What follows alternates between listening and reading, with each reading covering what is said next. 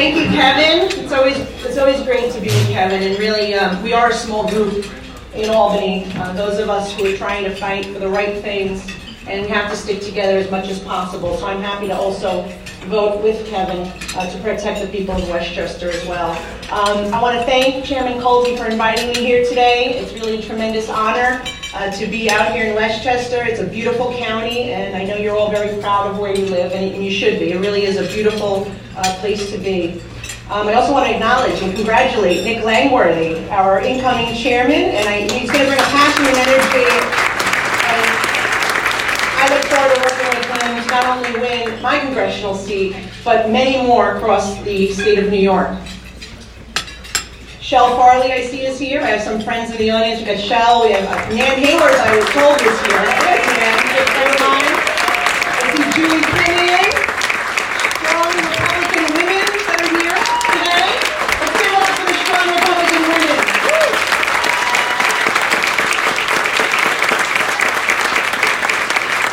And, as Nick said, there's a lot happening in the state of New York. And I think our success and our strategy to winning in New York has to be exposing what is actually happening in Albany.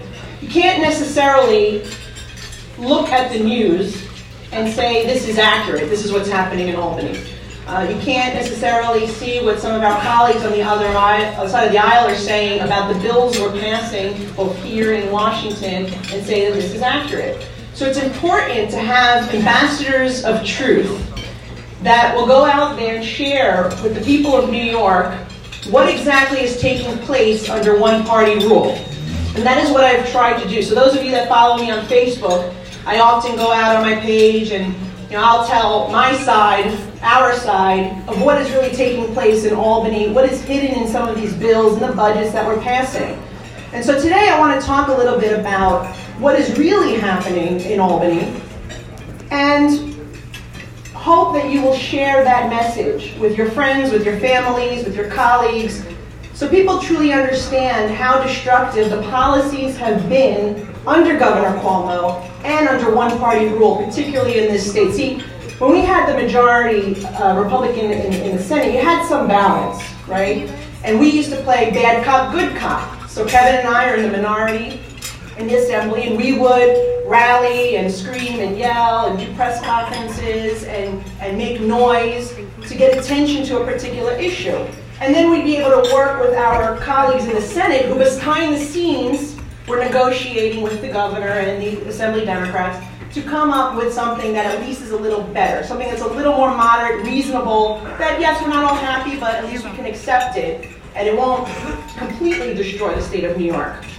But now we've lost that, and unfortunately the state has followed the path of New York City and has gone completely one house rule. So what we have done so far in the state of New York is unfortunately spend our time fighting against everything, trying to stop bad pieces of legislation from becoming law. And unfortunately, I'm saddened to say that many of the bills that I've spent so hard fighting against and stopping and debating, and we did well for 9 years. We had a good run. 8 years, we were able to stop a lot of bad pieces of legislation from coming to the floor and becoming law. Not anymore. Now everything is becoming law. And so one of the bills, and the first bill that we discussed in Albany, was the late-term abortion bill that took place. Now this is something, if you're pro-life, you're pro-choice, you're most likely against this. In fact, 3/4 of New Yorkers are opposed to this bill.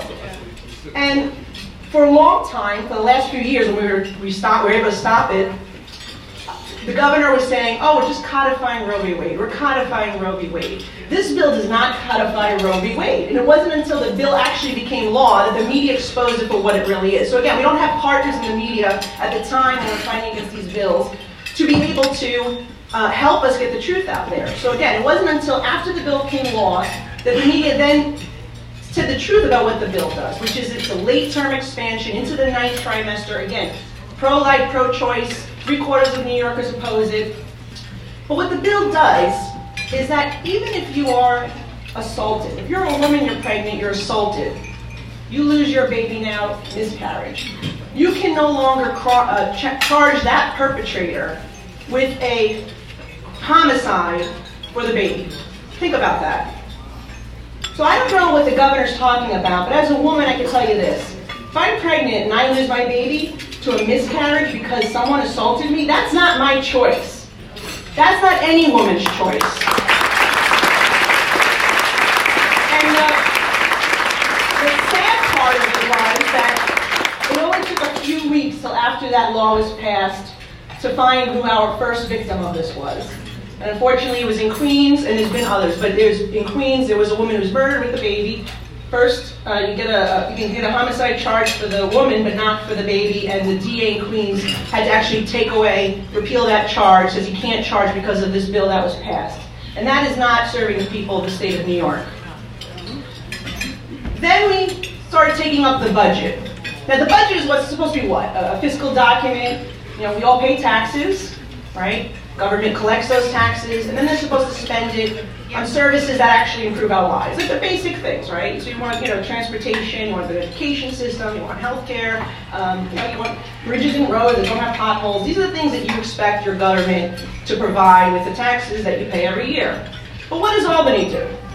Albany chooses to throw a bunch of controversial policy into the budget, because they know that they can hide it in the budget, and you'll never really find out about it, except for the maybe, a few of us that are complaining about it on Facebook. Maybe it gets a line in the overall budget story at the end of the day. And that's what Albany does, particularly under Governor Cuomo, who likes to take these bills and put all the controversial things in the 7 bills in a budget. And the last bill we take up, it's like few hundred pages, sometimes 1,000, and we get it, Kevin and I and the other legislators, both the Democrats and Republicans get together. We get that bill at 9 p.m. at night, okay, and we start to vote on it at 1 a.m. in the morning. So how am I supposed to read 500, 600, 700 pages of what's going to affect greatly the people in my district and across this state in just a few hours, and then expect me and my colleagues to be awake, to be able to debate this bill at 1, 2, 3 in the morning. We didn't finish debating that bill till 5:30 in the morning. That is not the way to run a government. That is absolutely not the way to run a government.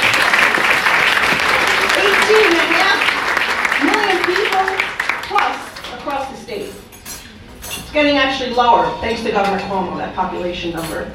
But what was in that budget that we didn't really hear about? Well, number one, misdemeanor crimes now. The sentencing has been reduced from 365 days to 364 days. Does anybody know why? Kevin knows why. To protect individuals who are here illegally from deportation. That's why. So we can continue to protect individuals who are here unlawfully and committing crimes against other immigrants and citizens. That's why they did that. Then we had bail reform in the budget. Now this is the problem with Albany. They can never just do what may be needed to address a particular issue. Yes, no young person who's been arrested for a backpack should be in jail for months waiting for a trial. Number one, we have to make sure we speed that process up so everyone gets their constitutionally protected right to a speedy trial. But the other thing is what Albany does is always go to the extreme, as we saw with the abortion bill, right? Saying it's Roe v. Wade, but no, it's much more extreme. What they did here was say, 90% of those who are arrested, we're just going to release them back. We're going to give them a desk appearance, release them back onto the street.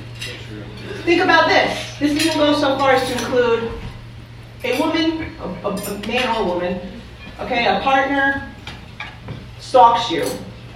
They trespass on your property. Menacing. They can criminally obstruct your breathing, your blood circulation. So we're talking about strangling you, choking you. You call the police, they call the police, they come. They send that person for a desk appearance and release them back onto the street. Do you feel safe? That's what this bill would do. Certain misdemeanors are included, violent misdemeanors are included, and that should be very, very scary to individuals across the street, across the state, particularly those who could be potential victims of domestic violence. So as we continue to protect those who violate the law, the budget also included free college tuition and access to tuition assistance program for those who are illegal immigrants in our state. Now, this is a bill that I led the floor debate against, and I'm the daughter of immigrants. I appreciate more than anyone the aspirations of the American dream, but we have to do it in the proper way. And this bill actually gives to those who are in our country illegally something that individuals in our state, if they have a household income of $81,000, don't receive. So if you are a household with an income, you have maybe 2, 3, 4 kids to put through college, you have an income of $81,000, you get absolutely no tuition assistance in the state of New York. If you are a graduate student, you get absolutely no assistance in the state of New York. But if you are here, you're here illegally, and you meet some certain criteria, which, by the way, is so broad, really. You could be here from New Jersey, you could be here from another country for just 30 days and take the GED, and you qualify for this tuition assistance program. That's how misguided and backwards this bill is. But what happens after the budget? A week later, you in the Higher Education Committee? No, but I know what you're going to say. Okay. A week later, what did they do after they passed this law? They voted in the Higher Education Committee to kill a bill that would give that same benefit to the children of military men and women who are deceased or disabled on duty. It was a protection already received for combat disabilities and death, but not for those who perhaps training, vehicle collisions. That was a protection they actually went and voted against. Now, you may remember, because I went on Tucker Carlson, and I made this a big deal. An hour later, the president even tweeted about how disgraceful it was that the Democrats in Albany did this and put those who are in our country illegally before our Gold Star families. And there were other members, including our leader, Brian Kolb, who went all around the state talking to media about this. So we were fortunate, because we were loud and annoying, that we did get the governor to then do a big press conference announcing that we were going to provide this benefit for Gold Star families. But it shouldn't, it was a victory, it was a big victory, but it shouldn't take us having to embarrass them to do the right thing. And this happened in the budget too. The governor proposed cutting $10 million for peer-to-peer counseling and mental health services for our military men and women, for our veterans. And we had to fight back to get it in. Now think about $175 billion budget. You're going to cut $10 million from our veterans, those who serve, this could be the life or death for a veteran who's trying to assimilate back into civilian life. So it's important that we talk about these things and expose it. But the session's almost over. Thankfully, the taxpayers are almost safe. But unfortunately, there's a few other bills that are out there. And again, it's continuing to put those who have violated our laws, whether it's through criminal acts or coming through the border illegally. But the bottom line is now they want to, the driver's license issue is still out there. 3/4 New Yorkers oppose that as well, and yet they're not listening to the will of the voters and those who elected them, and that's wrong. But also the issue of actually making our law enforcement the criminals. There's a bill out there that actually would turn our federal agents into criminals if they attempt to arrest an individual who is here unlawfully on their way to a civil court proceeding or on their way home from a civil court proceeding. So think about that, to go so far as to say we're going to charge the federal agents and make them the criminals and charge them with contempt of court and a false arrest. That's what's going on in the state of New York, and we need your help to get that message out there. Now, when you look at the federal government, unfortunately, it hasn't been much better now that the House has been taken over. And I'll tell you a few reasons. Let me name just a few reasons of why it's so important that Shell, hopefully me, and others do go to Congress in 2021.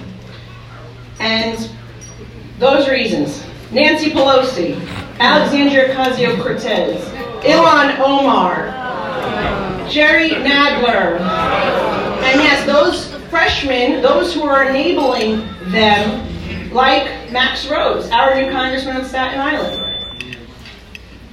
What we are seeing is obstruction. We're seeing them trying to dismantle President Trump's agenda at every single turn, trying to stop him from addressing the crisis at the border, putting forward some form of immigration reform that would address all the issues, even the ones that they're claiming to care about, like humanitarian issues at the border, like the protections for the Dreamer population. The president has said he's willing to work with them to do this, but they refuse to negotiate. Bringing infrastructure money to our community. Those of you live in Westchester, but I know you ride the New York City subway system, and you know how desperately we need to make sure we get those infrastructure dollars back. U.S.-Mexico-Canada agreement, something else they don't want to see the president win on. That is critical for our agriculture community in our state, particularly our dairy farmers. But what they have done in the short period that they've had control, aside from trying to obstruct and investigate and harass our president, has been trying to put forth taxpayer-funded campaigns. Let me ask you a question. Do you want your tax dollars to be used to fund the campaigns of Alexandria Ocasio-Cortez or Nancy Pelosi? No. Okay. The bill that they claim, by the way, is an anti-corruption bill, would take $5 million in taxpayer money for every candidate's campaign. All right? So they call this anti-corruption. Anywhere else, you'd call it embezzlement. But this is a program you have in New York City. And I participated in it when I was running against the mayor. I had to because it was the existing program. I voted to take it twice to prevent it from bringing it to the state. Very much opposed to it going to the federal government. Misguided use of taxpayer money. And at the end of the day, it really doesn't level the playing field. I was still outspent by Mayor de Blasio 4-1. If we didn't have those funds, would have been outspent by Mayor de Blasio 4-1. And certainly didn't stop the mayor from all the pay-to-play that he has been benefiting from both lobbyists and developers that have business before the city and his administration. So it really doesn't achieve anything except use your tax dollars to fund political campaigns, which I don't think anybody really wants. The other thing they did was an Amnesty Bill this week. Now they say it was to protect dreamers. But the bill protects 2.5 million people from deportation, including individuals who have multiple DUI convictions, firearms convictions, that are gang members. The bill goes so far as to tie the hands of the Department of Homeland Security from prohibiting them from checking state and national gang databases to ensure that gang members don't get green cards. This is how far extreme they've gone. And the entire New York City delegation co-sponsored this bill and voted for it.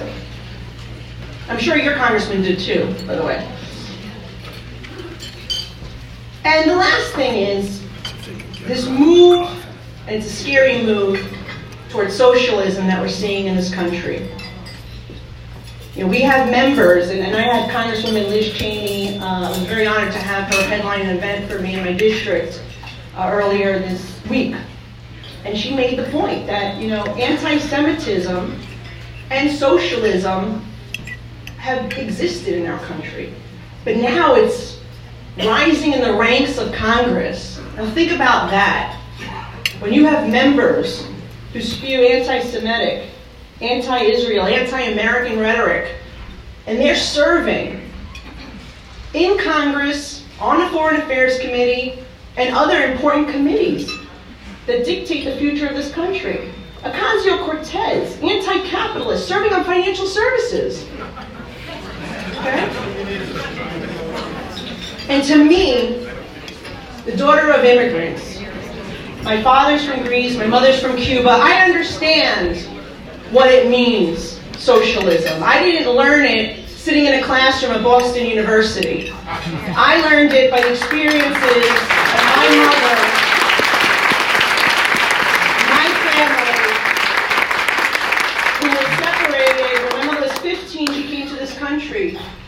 My grandfather had gas stations, and they took his gas stations, the Castro regime. They never saw each other again. It's a very sad story. It's horrible. If you look at Venezuela, socialism is communism light. And don't let anyone tell you otherwise. They're making false promises that can never be sustained, and that's what's happening in Venezuela right now. You see what the destruction is at the end of the day.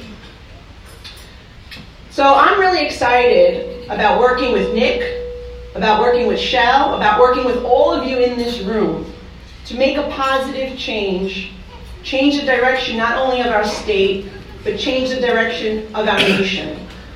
And so what makes me most passionate is my constituents, to fight for them, to be a voice for them, and to also expose what is truly happening within our ranks of government. So I thank you for inviting me here today to spread a little bit of truth about what is really happening that you don't get to hear in the news. And I hope that you'll share what I've shared with you today, and go on my Facebook page and share the video, because it is important that we get this out to the masses, because with the truth getting out there, that is the way we will. Because they're doing things that majority of New Yorkers oppose. We just got to make sure that they know about it. So thank you, everyone, and God bless.